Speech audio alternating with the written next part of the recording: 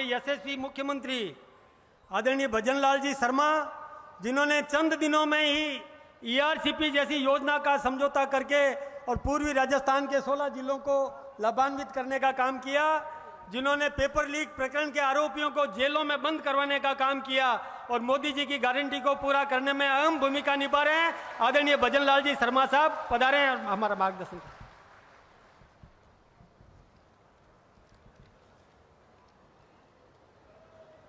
बोलिए भारत माता की, भारत माता की, भारत माता की। आज के इस शक्ति केंद्र और बूथ अध्यक्ष के इस कार्यक्रम में हम सभी के प्रेरणा स्रोत देश के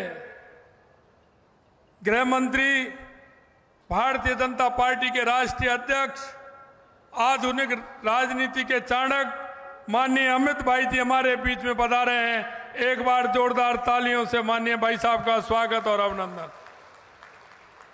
हमारे बीच में हमारी प्रदेश की सह प्रभारी बहन विजय राठकर जी, हमारे केंद्रीय जल शक्ति मंत्री और यहाँ के प्रत्याशी भाई गजेंद्र सिंह जी शेखावत साहब, केंद्रीय कृषि राज्य मंत्री और बाड़मेर के प्रत्याशी भाई कैलाश चौधरी साहब, पाली के हमारे प्रत्याशी पीपी चौधरी साहब, हमारे पूर्व राज्यसभा सांसद प्रदेश के उपाध्यक्ष नारायण पंचारिया जी, राज्यसभा के सांसद राजेंद्र गहलोत जी, राज्यसभा के सांसद मदन राठौड़ जी, हमारे संसदीय कार्य मंत्री जोगाराम जी पटेल साहब, जोराराम जी कुमावत साहब, डेयरी पशुपालन एवं डेयरी मंत्री के बिश्नोई जी, उद्योग राज्य मंत्री जसवंत सिंह जी बिश्नोई साहब, जीव जंतु कल्याण बोर्ड के अध्यक्ष देवेंद्र जी सालेसा, जिलाध्यक्ष जोधपुर, चंद्र प्रकाश जी जिलाध्यक्ष जैसलमेर, बाबू सिंह जी राजगुरु जिलाध्यक्ष बालोतरा, स्वरूप सिंह जी खारा बाड़मेर, श्रवण सिंह जी राव जिलाध्यक्ष जालौर, सुरेश कोठारी जिलाध्यक्ष सिरोही, मनोहर पालीवाल जी जिलाध्यक्ष जोधपुर उत्तर, जगराम जी बिश्नोई जोधपुर दक्षिण और मंच पर विराजमान सभी पार्टी के नेतागण और एक एक बूथ और शक्ति केंद्र से आए मेरे मोतियों से महंगे कार्यकर्ता बंधुओं, भाई और बहनों, मित्रों, मैं तो सिर्फ आपसे इतना निवेदन करना चाहता हूं। 2014 के बाद में देश के यशस्वी प्रधानमंत्री नरेंद्र मोदी जी ने इस देश के गरीब कल्याण से लेकर के, देश के विकास से लेकर के, देश की सीमाओं से लेकर से और देश के स्वाभिमान और सम्मान से लेकर के दुनिया के अंदर जितना बड़ा नाम किया है, मैं ऐसे यशस्वी प्रधानमंत्री नरेंद्र मोदी जी को राजस्थान की जोधपुर की धरती से मैं उन्हें बहुत बहुत धन्यवाद और साधुवाद देना चाहता हूं कि उन्होंने देश के राजनीतिक दलों को और राजनेताओं को 2014 के बाद उनको बदलने के लिए मजबूर कर दिया कि राजनीति क्या होती है, यह सिखाने को मजबूर कर दिया। ऐसे देश के यशस्वी प्रधानमंत्री नरेंद्र मोदी जी ने काम किया है। मैं आपसे कहना चाहता हूं, माननीय हमारे देश के यशस्वी प्रधानमंत्री नरेंद्र मोदी जी की गारंटी, यानी पूरा होने की गारंटी अगर कोई इस देश के अंदर देते हैं तो वो देश के यशस्वी प्रधानमंत्री नरेंद्र मोदी जी देते हैं। मैं आपको कहना चाहता हूं कि 2014 के बाद अगर आप देखेंगे, कोई भी गरीब आदमी बैंक में खाता भी नहीं खुलवा सकता था, बैंक की चौखट पर भी नहीं जा सकता था, लेकिन अगर ये काम किसी ने किया तो देश के यशस्वी प्रधानमंत्री नरेंद्र मोदी जी ने किया। जो लोग कहते थे कि दिल्ली से 100 रुपए चलते हैं और गरीब को 15 रुपए मिलते हैं, हमारे यशस्वी प्रधानमंत्री जी ने साबित कर दिया कि अगर केंद्र से 100 रुपए मिलेंगे तो उस गरीब के खाते में 100 रुपए पूरे के पूरे पहुंचने का काम ये मोदी जी की गारंटी है और मोदी जी की गारंटी के अनुसार पूरा का पूरा पैसा पहुंच रहा है। मैं आपसे निवेदन करना चाहता हूं, जिस तरह से हमारे प्रधानमंत्री जी ने आज राजस्थान के अंदर, आज अगर हम विकास की बात करें तो राजस्थान के अंदर जिस तरह से, चाहे वो रेलवे में हो, चाहे हमारे हाईवे में हो, किसी भी क्षेत्र में हो, तो माननीय यशस्वी प्रधानमंत्री नरेंद्र मोदी जी ने राजस्थान का ध्यान रखते हुए पूरा काम किया है। मैं आपसे कहना चाहता हूं, हमारी सरकार को बने हुए अभी 3 महीने से कुछ दिन हुए हैं। 90 दिन में आचार संहिता लग गई थी, लेकिन आपसे मैं कहना चाहता हूं, जो हमारा संकल्प पत्र था, उस संकल्प पत्र के माध्यम से हमने अब तक 45% पूरा किया है। 45% हमारे संकल्प पत्र को पूरा करने का काम किया है। हमने आपसे निवेदन किया था कि हमारी सरकार आएगी तो हम उज्ज्वला का गैस का सिलेंडर 450 रुपए में देंगे, और हमने 15 दिसंबर को शपथ ली थी, 25 दिसंबर को फैसला किया, और 1 जनवरी से 73 लाख बहनों को 450 रुपए में सिलेंडर देने का काम हमारी सरकार ने किया है। यही नहीं मित्रों, हमने कहा था हम किसान सम्मान निधि का पैसा बढ़ाएंगे। अब 6,000 से 12,000, 6,000 रुपए हमारी राज्य की सरकार देगी। हमने 6,000 रुपए से बढ़ा करके पहली कैबिनेट में पहली किस्त में हमने 2,000 रुपए बढ़ाने का काम किया है, और हमने 6,000 से 8,000 रुपए करने का काम किसान सम्मान निधि का हमारी सरकार ने किया है। यही नहीं मित्रों, हमने कहा था कि गेहूं की एमएसपी बढ़ाने का हम काम करेंगे। हमने 2275 रुपए जो एमएसपी था उसको 125 रुपए बढ़ा करके किसान को 2400 रुपए एमएसपी करने का काम हमारी सरकार ने किया है। यही नहीं, आपने देखा होगा हमारी सामाजिक सुरक्षा पेंशन जो सिर्फ 1,000 रुपए मिलती थी, हमने आपसे वादा किया है कि हम उसको 1,500 रुपए करेंगे।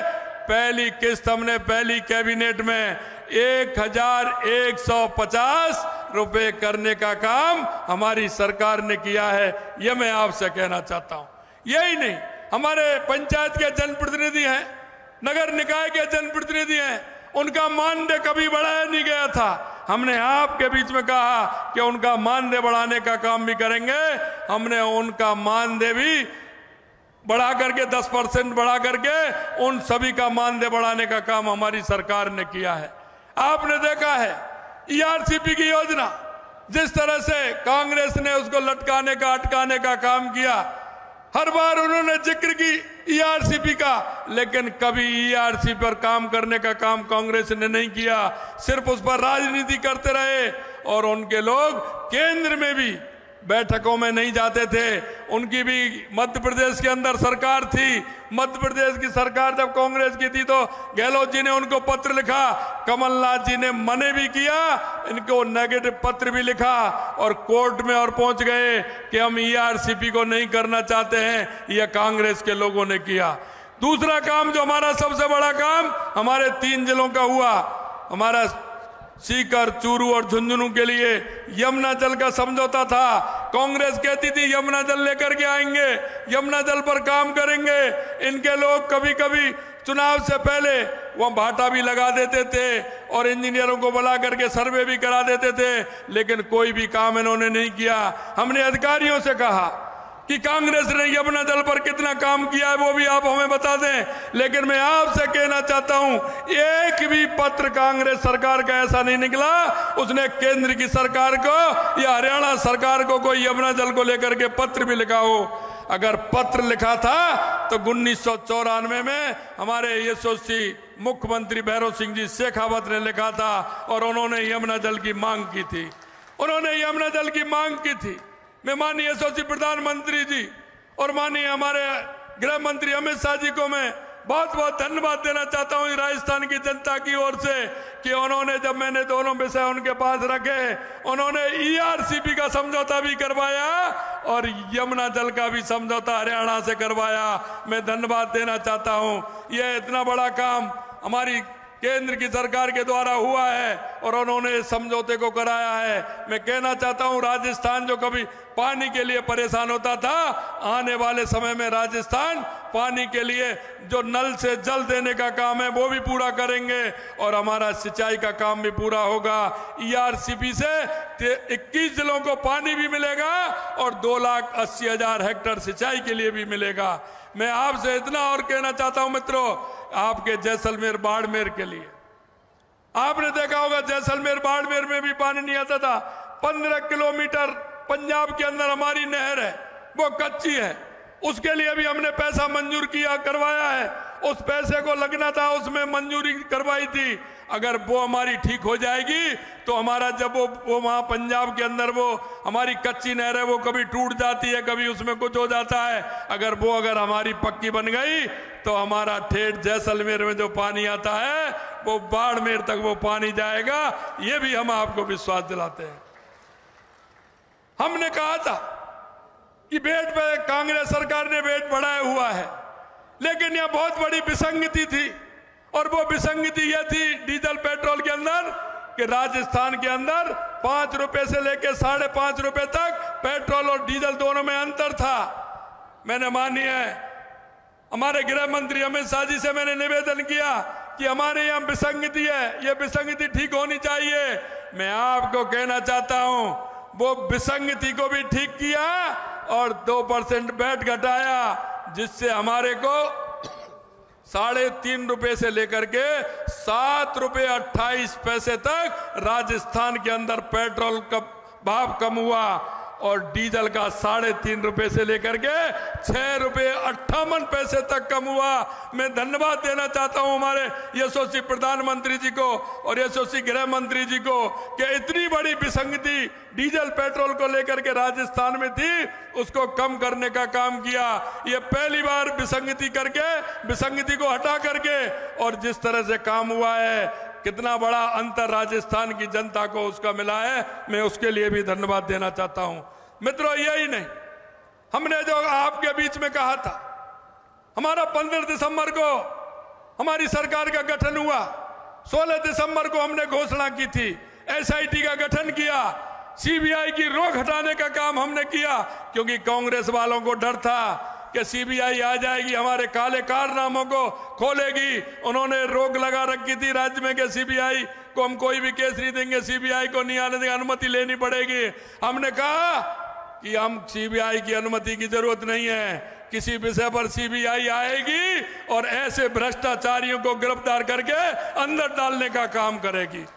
यही नहीं, आपने देखा होगा SIT का हमने गठन किया, और SIT के गठन के बाद आज 65 लोगों को अंदर करने का काम उस SIT ने किया है। मैं कहना चाहता हूं ये SOG पहले थी और ये SOG आज है, क्या अंतर आ गया आप सभी देख रहे हैं। हमने वायदा किया था, हमने उन युवाओं से वायदा किया था कि जिन युवाओं के आंखों में आंसू लाने का काम आगे सरकार ने किया है, हम इनको छोड़ने वाले नहीं हैं। और आज भी हम आपके बीच में कहना चाहते हैं कि जिन्होंने नकल करवाते हुए किसान के जो बेटे हैं, किसान कैसे कैसे अपने बच्चों को पढ़ाता है, किसान किस तरह से ला करके उनको कमरा दिलवाता है, कोचिंग कराता है, लेकिन उस कांग्रेस की सरकार ने उन युवाओं को सपने को चकनाचूर करने का काम किया है। हमने युवाओं से वादा किया है कि आपके आंखों में जिसने आंसू डाले हैं, हम उसको किसी कीमत पर बख्शने वाले नहीं हैं। और हमारी SIT काम कर रही है, 65 लोगों को गिरफ्तार किया है और अभी आगे बढ़ रही है। आगे आगे देखते जाइए होता है क्या, हम इनको किसी को छोड़ने वाले नहीं हैं, ये हम आपको विश्वास दिलाते हैं। मित्रों, मैं कहना चाहता हूं आपके बीच में जिस संकल्प पत्र को लेकर के हम आपके बीच में गए हैं, हम कांग्रेस के लोगों को भी चेतावनी देना चाहते हैं, उनसे कहना चाहते हैं कि आप अपने घोषणा पत्र भी देख लीजिए कि आपने अब तक कितने घोषणा पत्र लागू किए और उनमें कितनी बातें की हैं। मैं पूरा चिट्ठा जोधपुर का भी लेकर के आया हूं कि उन्होंने कितनी घोषणाएं की हैं, बजट के अंदर की हैं और बजट में भी की हैं, विधानसभा में घोषणा की हैं, लेकिन उन्होंने उन घोषणाओं को 30% भी जोधपुर में पूरा नहीं किया है। अरे यहाँ तो झूठ मत बोलते, यहाँ तो आप रहने वाले हैं यहाँ के, यह तो आपकी जन्मभूमि है, लेकिन उन्होंने जन्मभूमि को भी नहीं बख्शा, जोधपुर के साथ में भी कुठाराघात किया। 70% काम की घोषणा की है लेकिन उनको पूरा नहीं किया। यह मैं आपसे कहना चाहता हूं और मैं यह चेतावनी उनको देना चाहता हूं। हमने घोषणा की है, चाहे हमारे संकल्प पत्र के माध्यम से की है या विधानसभा के अंदर की है, हम उन सभी घोषणाओं को पूरा करके रहेंगे। 45% पूरी हुई हैं, बाकी को समय आने पे पूरा करेंगे, ये हम आपको विश्वास दिलाते हैं। मित्रों, मैं अंत में इतना ही कहना चाहता हूं, आप सभी कार्यकर्ताओं को बहुत बहुत धन्यवाद भी देना चाहता हूं। आज राजस्थान के अंदर आप इतनी बड़ी बहुमत के साथ आपने राजस्थान में सरकार बनाई, ये सभी कार्यकर्ताओं की बदौलत बनी है। ऐसे सभी कार्यकर्ताओं को मैं बहुत बहुत धन्यवाद और साधुवाद भी देना चाहता हूं। दूसरा, मैं आपसे निवेदन करना चाहता हूं कि लगातार 14 और 19 में आपने 25-25 सीट लोकसभा की हमें दी है। इस बार भी दोगे, हमें पूरा भरोसा है। लेकिन इस बार जो मार्जिन होगा वो बड़ा मार्जिन होगा। एक भी बूथ ऐसा नहीं हो जहां कमल का फूल नहीं खिले, और एक भी लोकसभा ऐसी नहीं हो जहां 5 लाख से कम वोटों से हम जीते हैं। यह मैं आपसे निवेदन करना चाहता हूं। मुझे विश्वास है क्योंकि कार्यकर्ता मुझे जानते हैं।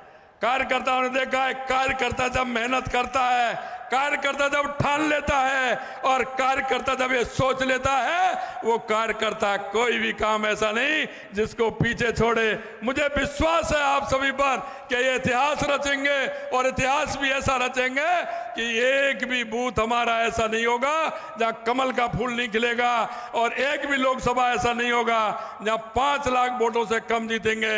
इस विश्वास के साथ मैं आपसे यही निवेदन करना चाहता हूं। आप सभी को बहुत बहुत धन्यवाद। जय हिंद, जय भारत। भारत माता की, भारत माता की। हमारे देश के प्रधानमंत्री आदरणीय नरेंद्र भाई मोदी जी के साथ में जो शक्ति के रूप में कंधे से कंधा लगाकर साथ में खड़े हैं, जिन्होंने राम जन्मभूमि मंदिर का मार्ग प्रशस्त किया, वही राम जन्मभूमि मंदिर का स्मृति चिन्ह देने के लिए हम चारों प्रत्याशी, उनसे मैं आग्रह करूंगा कि आदरणीय गृह मंत्री जी को और आदरणीय भजन लाल जी को वो स्मृति चिन्ह प्रदान करें।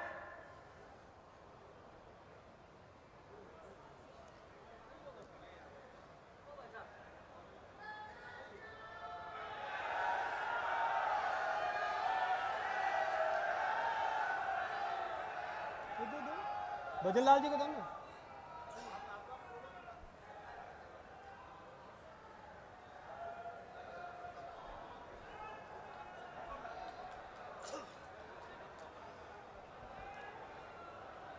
अब इस कड़कड़ाती धूप में, भीषण गर्मी में आप जिनको सुनने के लिए आए हैं, हमारे राजनीति के चाणक्य, लौह पुरुष, और जिन्होंने स्वच्छ प्रशासन देने का वादा किया, मोदी जी की गारंटी, और जिन्होंने ये भी परवाह नहीं की कि किसको कौन प्रधानमंत्री है, कौन मुख्यमंत्री है, कौन क्या है, उन सबको, जिन्होंने कभी भी भ्रष्टाचार किया, उन सबको जेलों में बंद करने का जो काम किया है, आदरणीय अमित शाह जी से निवेदन करूंगा कि आप कृपया हमारा मार्गदर्शन करें।